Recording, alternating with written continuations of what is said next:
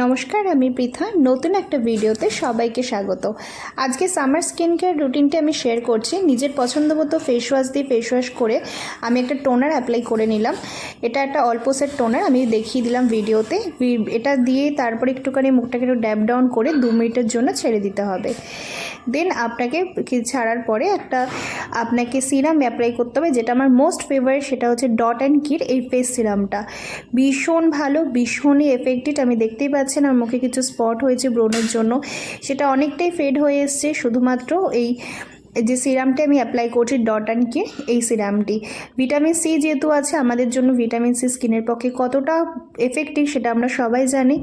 তো ভালোভাবে ওটাকে আমি মুখের মধ্যে অ্যাপ্লাই করে নিয়েছি, যাতে আর একদম নন স্টিকি, এটা কোনো স্টিকনেস নেই একদম। আমি লাস্টে এটা দেখিয়ে দেবো কতটা সুন্দর, এবং দেখতেই পাচ্ছেন হালকা মতো স্কিনটা একদম গ্লো দিচ্ছে একদম। এই যে আমি দেখিয়ে দিচ্ছি, দেখুন স্কিনটা কতটাই গ্লো করছে, ঠিক এতটাই। এটা দেওয়ার পরে, টোনারটা দেওয়ার পর সিরামটা দিলে এতটাই গ্লো লাগে। তারপরে আমি ইউজ করছি একটা পন্সের ননস্টিকি একটা ময়শ্চারাইজার। এই ময়শ্চারাইজারটা আমার ভীষণ ফেভারিট।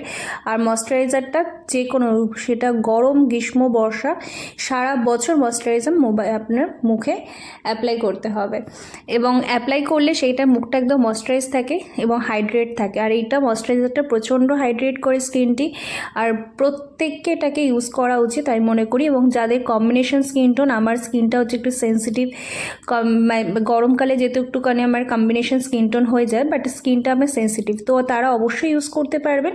এবার যার যা স্কিন অনুযায়ী স্কিনের সমস্ত জিনিসপত্র ব্যবহার করা উচিত। ভালোভাবে দেখতে পাচ্ছেন অ্যাপ্লাই করে নিলাম, এবং মুখের মধ্যে একদমই অবজার্ভ করে নিল, কোনো রকম কোনো অ্যাবজর্ভ করে নিল। সরি, ওয়ার্ডটি ভুল হলো, কিছু মনে করবেন না।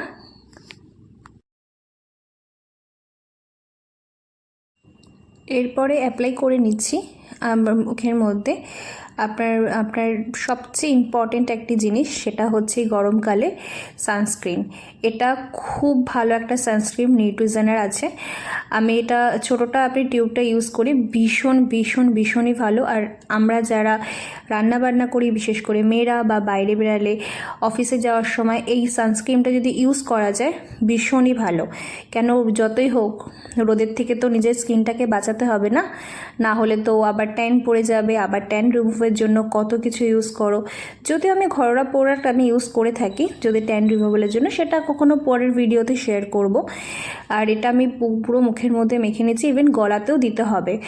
আর হ্যান্ড সানস্ক্রিনও ইউজ করা উচিত, যারা অবশ্যই বাইরে বেরো তারা অবশ্যই করো। এবার দেখতেই পাচ্ছ স্কিনটা কতটা গ্লো করছে, সানস্ক্রিনটা মাখার পরে ঠিক এতটাই গ্লো করে। ইভেন গলার ওটাও ভালো করে আপনাকে ময়শ্চারাইজ করে নিতে হবে, এবং পারলে হাতেও মেখে নেবেন যদি আপনারা বাইরে যান। এবং সবার লাস্ট শেষে হচ্ছে আমার লিপ বামটি। এটা আমার বর এটা আমাকে গিফট করেছিল। এই লিপ বামটি দিয়ে ভীষণই সুন্দর, এবং খুব লিপটা গ্লসি হয়ে যায় একদম, খুব সুন্দর এই লিপ বামটি। আর এখান থেকে লিপ বামটি দেওয়ার পর আমার সবচেয়ে মোস্ট ফেভারিট হচ্ছে সিঁদুর। স্নান করে উঠে সিঁদুর তো অবশ্যই পড়তে হবে, বিবাহিত মেয়েদের এটাই আসল জিনিস। তো অবশ্যই সেটা আমিও পরে থাকি, আর বিয়ের পরে একটু বেশি করে পড়ি, কারণ নতুন বিয়ে হয়েছে। যতই হোক খুব সুন্দর লাগার, নতুন একটা অভিজ্ঞতাও ভালো লাগে বেশ। স্নান করে উঠে একটা নতুন কাজ, যে হ্যাঁ স্কিন কেয়ারের সাথে সাথে আমাকে সিঁদুরটাও পরতে হবে সুন্দর করে। যাই হোক, এখানে আমি সিঁদুরটাই পরে নিলাম।